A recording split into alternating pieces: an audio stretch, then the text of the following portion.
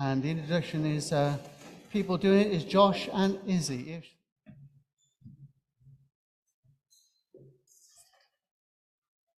The Easter story about Jesus are full of excitement and happiness, but at the same time, just a bit strange and mysterious. Mary was crying outside Jesus' empty tomb. She thought the man she was speaking to was the gardener. She didn't know that he was Jesus until he said her name. Another time, Jesus' friends were out fishing. They didn't know it was Jesus, as he called to them from the shore to try the net on the other side of the boat. But they knew it was Jesus after they caught a lot of fish. Jesus' friends knew Jesus had been killed on the cross, so it's not surprising that people who knew him well didn't recognize him straight away. Today we will hear another story where that happened. Listen out for the trigger, the thing that makes them realize it was Jesus. The gospel readers are Mabel, Henry, Ted, and Queenie. This story is from Luke's Gospel. It's about two people walking home after Jesus had been killed on the cross. It goes like this. It was Sunday, 3 days after Jesus had been killed. Cleopas and his friends were walking away from Jerusalem, walking home to Emmaus. As they walked, they were talking about how sad they were that Jesus had been killed. A man started walking beside them. Can I join you? Cleopas wondered. Who was he? The man asked. What are you talking about? Everyone in Jerusalem was talking about Jesus. How did he not know where had the stranger been? Cleopas said, We're talking about our friend, Prophet Jesus. We thought he was the Messiah, the one set to save Israel. But he was killed 3 days ago, and now we don't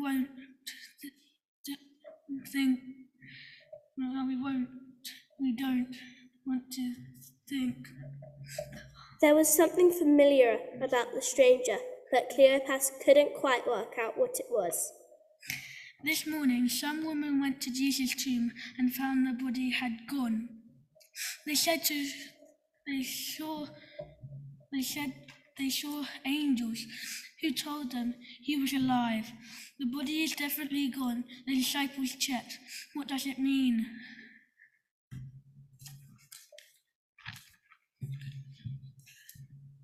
Then the stranger began to talk about what the Bible said. He explained how the Messiah's life and death had been predicted a long time ago. Oh dear, you're a bit slow on the uptake. The Messiah had to suffer before entering his glory. As evening approached, they arrived at Emmaus. Cleopas said, Come in and eat with us. The stranger accepted the invitation. He thanked God for his bread, and he broke it. Cleopas suddenly realized the stranger was Jesus. And just as he opened his mouth to speak, Jesus disappeared. Cleopas and his friend were so excited that they rushed back to Jerusalem to tell Jesus' friends what had happened. As they ran, they said to each other,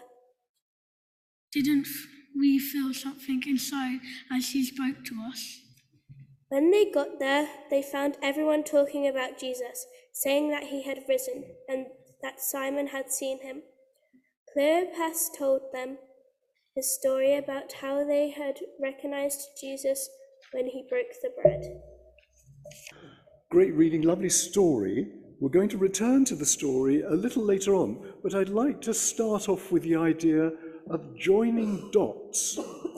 I like joining dots to make pictures. You know, dot to dot. You know, you find those dots all over a piece of paper with numbers, and you have to join them up in the right order to see what the picture is meant to be. At the beginning, you might wonder. Then, as you go on, you recognize the outline and start to see what it is. I joined dots last Wednesday to complete a picture, but not a real dot to dot on paper. I'm using that as a metaphor, a picture to explain what happened and how I felt. I was in a restaurant, and I felt I recognized the person serving us, but I couldn't understand why. It was only when I asked her, and she told me that she recognized me too, and she had been a pupil at Holy Trinity Primary School and had been a member of the youth club here for a few weeks, a long time ago, that the dots were joined, and I realized why I had that feeling. So that's what the Easter stories are about, I think. Jesus' friends were joining the dots and slowly working out what was going on, what had happened. Jesus' friends knew that he was dead and buried, but then unexpected things started happening. Jesus' friends found that they were meeting a new Jesus, a changed Jesus. Locked doors couldn't keep him out or hold him in. And they started telling each other about finding Jesus when they really didn't expect to. And they started joining the dots. Let's think about today's gospel story. This is a memory test for everybody, though the questions are really aimed at the front. Which day of the week did this story happen? Well done, Queenie. Sunday, jolly good, the first day of the week for them. Yes, that's right, and us. At the beginning of the story, how many people were walking? Mabel? 2 people, very good. This is really wonderful, 2 out of 2. Bonus point, what was the name of one of them? A hand up, go on. Cleopas, very good, well done. Where were they walking from? Has anyone else got a name? Mabel's got all the bits, hasn't she? I think you must have read that bit, did you? Where were they walking from? Anyone want to have a go? I saw a hand up with Ted. I had a Jerusalem behind me. Well done. Well done, young man. And where were they going to? Queenie's reading it rapidly. Where were they going to, Queenie? It's coming, it's coming. It's coming. Ted's got a hand up, go on. I didn't hear. It is Cleopas's house. Jolly good answer. Well done, yes. Go on, Queenie, tell us. Emmaus, that's right. It's a difficult word to say, isn't it? I once heard someone read that lesson and call it Emmaus, but Emmaus is the usual way to pronounce it.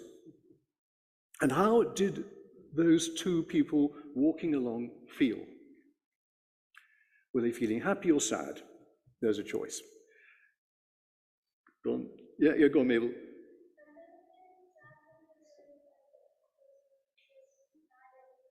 They were sad because Jesus, their friend, had died, had been killed, actually, hadn't he? Yes. Who joined them? Henry. It was Jesus, that's right. And the crucial question is, did they recognize him? Let's have a big one from everybody. No. All right, well done. That's it. And what did they do when they went to Emmaus, when they got there? They arrived, night was coming on, and any hands up? Go on, Ted. They invited them in. Yeah, they invited them in. They invited Jesus to stay with them, although they didn't know who he was. Because you do that with people you meet. Everyone knew, night's coming. What are we all going to do this evening? It was a nice thing to do. When did they recognize Jesus? That's the big one. Ethan, I can see your hand up. Go on. When he broke the bread, that's right. Now, that's the interesting thing, really. It wasn't his face they recognized. It wasn't his voice they recognized. It was something that he did. Now, here's a question. Can we think of any other times that we read in the Bible that Jesus broke bread? Hands going up. Hey, Ted, tell me, go on. Passover, yes. And what's that meal called that he was at? Queenie? The Last Supper. Well done. Very good. The Last Supper. And even if they hadn't been there, I think Jesus' friends would all have been talking about what Jesus did on that day, at that supper. Breaking the bread and giving thanks for it, he broke it and told them it was his body. Now, one way of understanding that is a metaphor, like I did the metaphor about joining the dots, about recognizing someone and making sense of what my feelings were. A metaphor is a word that helps people to describe something, to help people understand. Here's an example. She has a heart of gold. That does not mean that someone has got a metallic gold heart beating away inside their chest. What it means is that that's a person who is very kind. So that's an example of metaphor. Jesus said, "This is my body," and gave it to his friends to eat. The Bible is full of metaphors. Let's think. Your word, that is what's written in the scriptures in the Bible, is a lantern to my feet. Or Psalm 23, your rod and your staff comfort me. Simple examples. And Jesus told his friends to keep breaking bread together to remember him. And that's what we do here each Sunday. We meet to remember Jesus, remember what he said and what he did. And we do that by hearing the stories in the Bible, especially the stories about Jesus himself, and we break and share bread together. And as we do that, we can recognize Jesus here with us. I'd like to think a little more about the bread.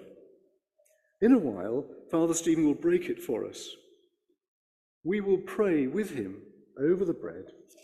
May it be to us Jesus' body. By eating that piece of bread, we can recognize that it's Jesus. We take Jesus into ourselves, inviting him to be part of us, just as he invites us to be part of him, to be part of his life and his work. Now, how can we know that's true? Well, there is an old saying, the proof of the pudding is in the eating. Now, what does that mean? I could see here a beautiful pudding. It looked really fantastic.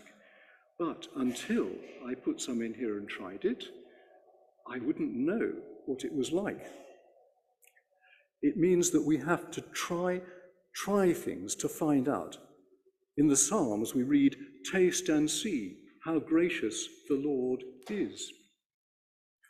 And as we do these simple things, week by week, we can all join more of the dots.